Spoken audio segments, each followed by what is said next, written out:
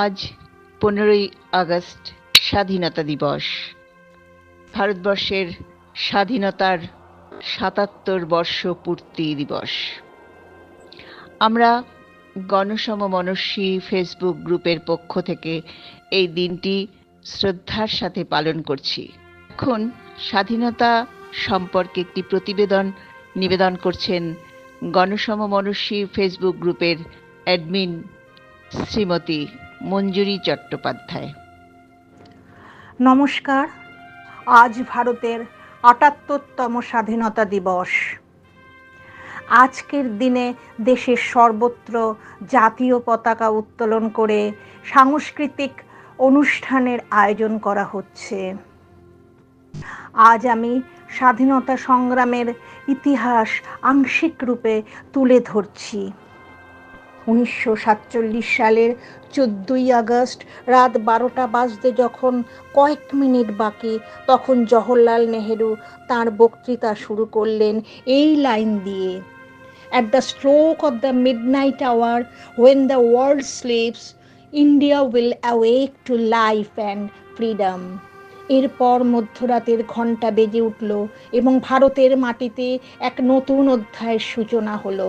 পরের দিন 15ই আগস্ট সকালে গণপরিষদে রাষ্ট্রীয় যাত্রা শুরু হলো। তারপর সারা ভারতবর্ষে উত্তোলিত হলো জাতীয় পতাকা। 1947 সালের 15ই আগস্ট 200 বছর ধরে ব্রিটিশ শাসনের নীতিমালায় ভারত একটি স্বাধীন রাষ্ট্র হিসেবে উদ্ভূত হয়েছিল।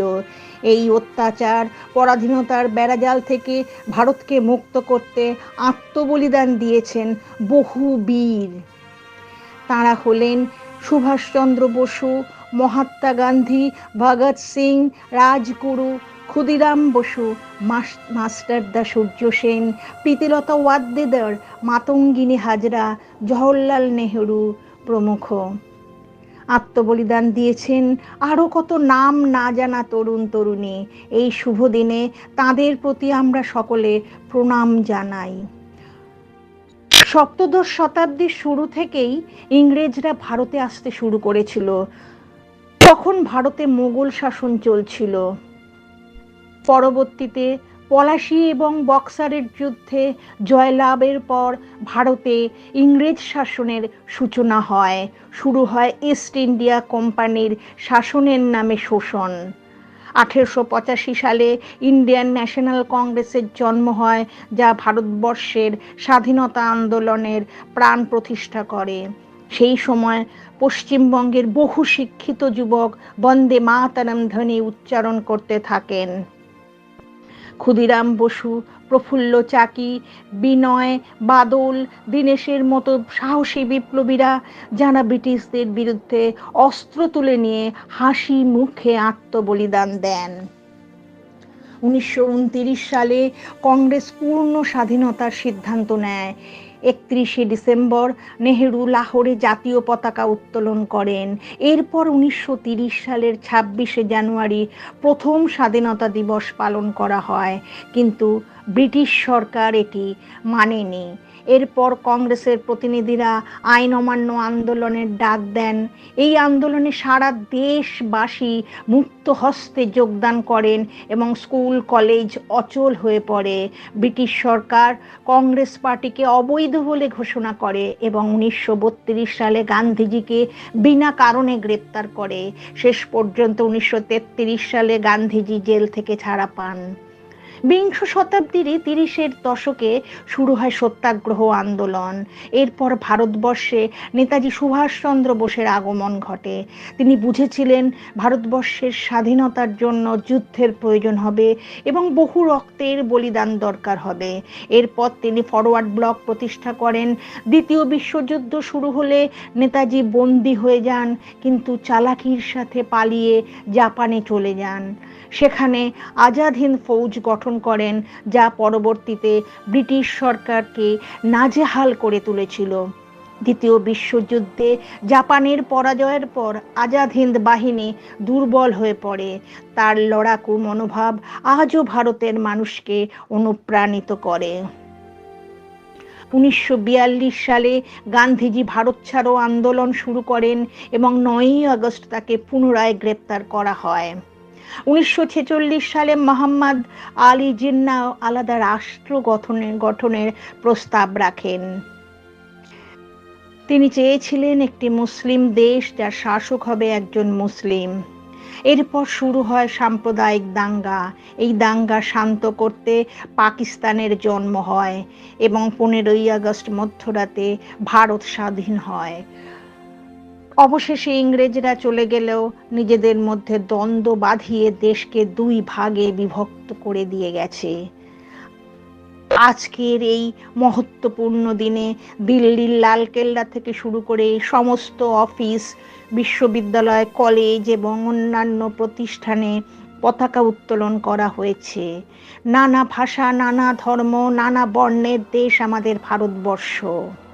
আজ আমরা শপথ গ্রহণ করি আমাদের দেশের স্বাধীনতা, অখণ্ডতা, সার্বভৌমত্ব ও জাতীয় পতাকার সম্মান রক্ষার্থে নিজেদের প্রাণ ত্যাগ করতে সদা প্রস্তুত থাকব।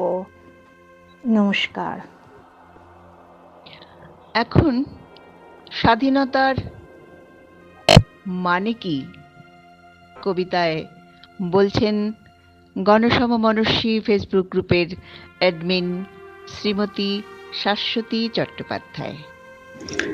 কবি ভবানীপ্রসাদ মজুমদারের স্বাধীনতার মানে, যে ছেলেটা বস্তা কাঁধে কাগজ কুড়োয় পাড়ায় পাড়ায়, যে ছেলেটা রোজ বাজারে মুরগি কাটে পালক ছাড়ায়, যে ছেলেটা রেস্তোরাঁতে ধুচ্ছে থালা গেলাস বাটি, যে ছেলেটা সারা জীবন খায় লাথি কিল চর ও চাটি, ওদের কাছে প্রশ্ন করো ওরা কি কেউ সত্যি জানে স্বাধীনতা কাকে বলে, স্বাধীনতার সঠিক মানে। যে মেয়েটা ভোর না হতেই মায়ের সাথে যাচ্ছে কাজে, যে মেয়েটা পরের বাড়ি কাপড় কাচে বাসন মাজে, যে মেয়েটা গোবর কুড়োয় ঘুঁটেও দেয় কয়লা বাছে, যে মেয়েটা সারা জীবন পায় না আদর কারোই কাছে, ওদের কাছে প্রশ্ন করো ওরা কি কেউ সত্যি জানে স্বাধীনতা দেখতে কেমন, স্বাধীনতার সঠিক মানে।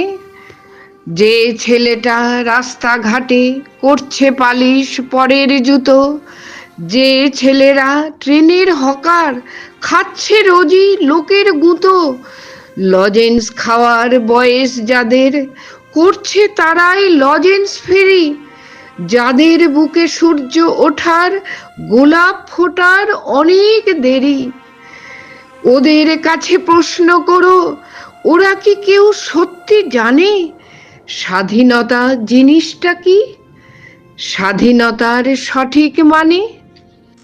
স্বাধীনতা মানে বোঝে নীল আকাশের বন্ধু পাখি, স্বাধীনতার মানে বুঝেই চাঁদ তারাদের পরায় রাখি, স্বাধীনতার মানে বোঝে পাহাড় সাগর ঝর্ণা নদী, স্বাধীনতার মানে বুঝেই বইছে বাতাস নিরবধি, স্বাধীনতার সঠিক মানে কজন স্বজন সত্যি জানে, স্বাধীনতার সংজ্ঞা খুঁজো শেকল ছেঁড়া পাখির গানে।